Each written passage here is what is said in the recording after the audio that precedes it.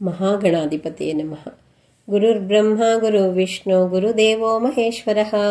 ಗುರು ಸಾಕ್ಷಾತ್ ಪರಬ್ರಹ್ಮ ತಸ್ಮೈ ಶ್ರೀ ಗುರವೇ ನಮಃ. ಕಾರ್ತೀಕ ಪುರಾಣ ಅಧ್ಯಾಯ 29. ಅಂಬರೀಷನಿಂದ ದೂರ್ವಾಸನ ಪೂಜೆ. ಅಗಸ್ತ್ಯ ಮುನಿಯು ಅತ್ರಿ ಮಹರ್ಷಿಯು ಹೇಳಿದುದನ್ನು ಕೇಳುತ್ತಿದ್ದನು.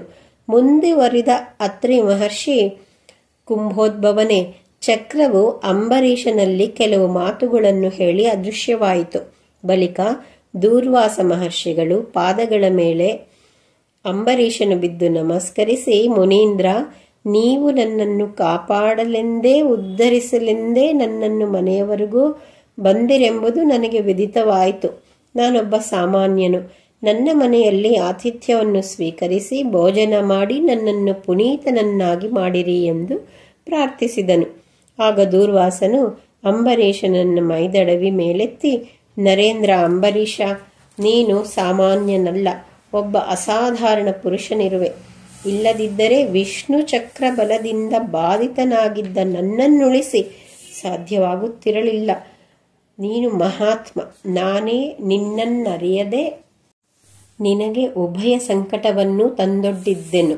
ಯಾವಾಗ ನಿನ್ನಂತಹ ಉತ್ತಮನಿಗೆ ಹಿಂಸೆ ಕೊಟ್ಟನೋ ಆಗಲೇ ನನಗೆ ಬಾಧೆಯಾಯಿತು.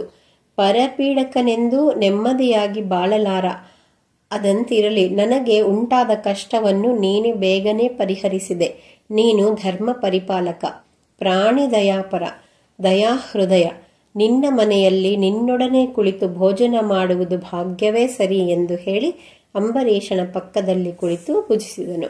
ಬಳಿಕ ಅಂಬರೀಷನು ದೂರ್ವಾಸನಿಗೆ ನಮಸ್ಕರಿಸಿ ಅವರನ್ನು ಅವರ ಆಶ್ರಮಕ್ಕೆ ಕಳುಹಿಸಿಕೊಟ್ಟನು. ಅಗಸ್ತ್ಯ ಮುನಿಯೇ, ಅಂಬರೀಷನ ಮನೆಯಲ್ಲಿ ಇವೆಲ್ಲವೂ ಉತ್ಥಾನ ದ್ವಾದಶಿ ಎಂದು ನಡೆಯಿತು. ಈಗ ತಿಳಿದೆಯಾ? ಕಾರ್ತೀಕ ಶುಕ್ಲ ದ್ವಾದಶಿಯ ಪೂಜಾ ಪ್ರಭಾವ ಎಂಥದ್ದು? ಕಾರ್ತೀಕ ಶುಕ್ಲ ಏಕಾದಶಿಯಂದು ಪರಮಾತ್ಮನಾದ ಶ್ರೀಹರಿಯು ಚಾತುರ್ಮಾಸ್ಯದ ನಂತರ ಕ್ಷೀರಸಾಗರದ ಶೇಷಶಯ್ಯೆಯಿಂದ ಏಳುವನು. ಬಳಿಕ ದ್ವಾದಶಿಯಂದು ಆತನು ಸುಪ್ರಸನ್ನನಾಗಿರುವನು. ಆ ದಿನ ಆಚರಿಸುವ ವ್ರತ, ದಾನ ಇವೆಲ್ಲ ಮಾನವರಿಗೆ ಹೆಚ್ಚಿನ ಫಲವನ್ನು ಕೊಡುವುದು. 100 ಯಜ್ಞಗಳನ್ನು ಮಾಡಿದ ಫಲ ಉಂಟಾಗುವುದು. ಮುಖ್ಯವಾಗಿ ಕಾರ್ತೀಕ ಶುಕ್ಲ ಏಕಾದಶಿಯಂದು ಸಂಪೂರ್ಣ ಉಪವಾಸವಿದ್ದು ಶ್ರೀಹರಿಯ ಸಾನ್ನಿಧ್ಯದಲ್ಲಿದ್ದು ಪುರಾಣ ಪಠಣ ಮಾಡಿ ರಾತ್ರಿ ಜಾಗರಣೆ ಮಾಡಬೇಕು. ದ್ವಾದಶಿ ದಿನ ಯಥಾಶಕ್ತಿ ಶ್ರೀಹರಿಗೆ ಪ್ರಿಯವಾಗುವಂತೆ ದಾನಗಳನ್ನು ನೀಡಿ ಬ್ರಾಹ್ಮಣರಿಗೆ ಭೋಜನ ಮಾಡಿಸಿ ತಾನೂ ಸಹ ದ್ವಾದಶಿ ಮುಗಿಯುವುದರೊಳಗೆ ಪಾರಣೆ ಮಾಡಬೇಕು. ಅಂಥವನು ವೈಕುಂಠವನ್ನು ಸೇರುವನು. ಏಕಾದಶಿ ವ್ರತ ಹಾಗೂ ದ್ವಾದಶಿ ವ್ರತ ಇವೆರಡನ್ನೂ ಶ್ರದ್ಧಾಭಕ್ತಿಗಳಿಂದ ಆಚರಿಸಬೇಕು.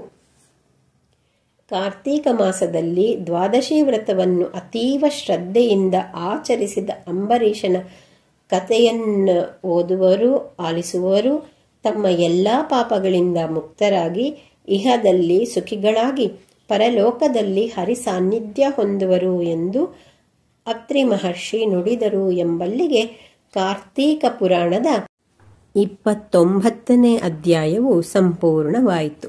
ನಾಳೆ ಕಡೆಯದಾದ ಅಧ್ಯಾಯ 30. ಸರ್ವೇ ಜನ ಸುಖಿನೋ ಭವಂತು.